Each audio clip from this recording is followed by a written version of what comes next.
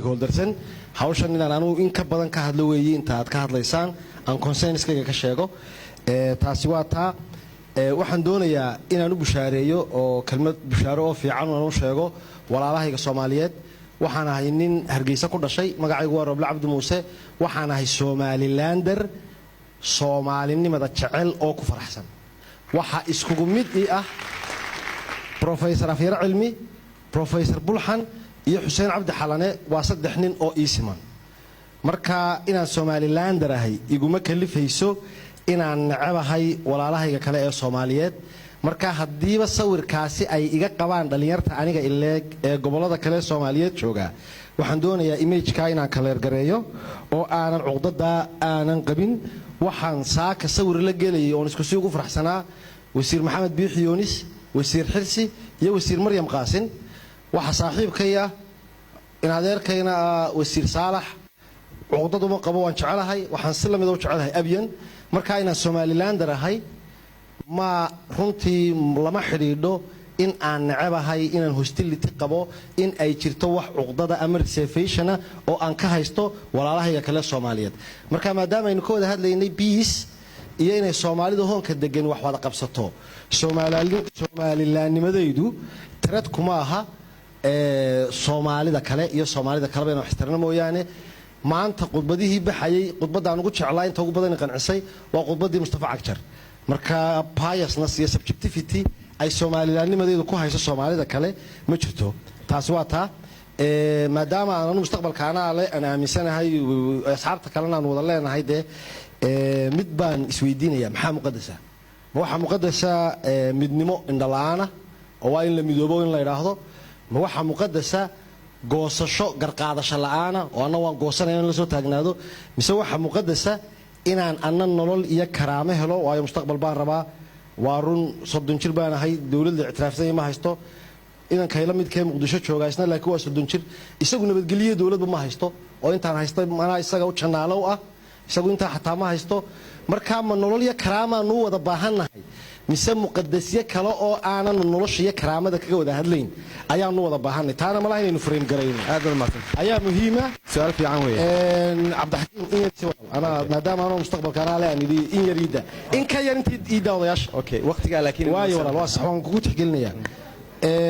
waxa kale oo doonayaa inaan yadna taabto siyaasiga Soomaaliyeed ee aaminsan inay Somaliland Soomaaliya ka mid tahay ee dastuurkiisa ay ku qoran tahay Soomaaliyada oo maamulaa inay tahay Kismaayo ilaa all the way to Saylac waxaan yar qaadan waayaa haddana aaminsan maalinta dhalinyarada Soomaaliyeed iyo professoradiina badidooda Soomaalida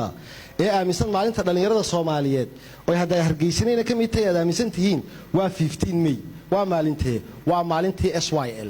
which has nothing to do with me aniga Ingiriis bay gumaystay Ingiriis SNL bay xubay SN geesiyaal kama aha xaqaaga maalintii SNL la sameeyay ma taqaanaan marka 15 May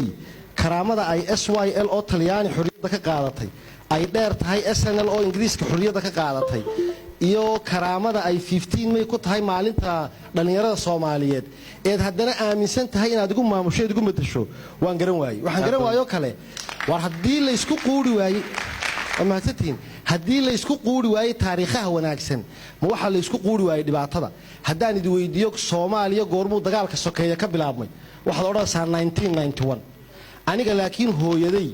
anoo jira 2 bilood waxay qaxday 88 May 31 ay Hargeysa ka qaxday diyaarad qixisay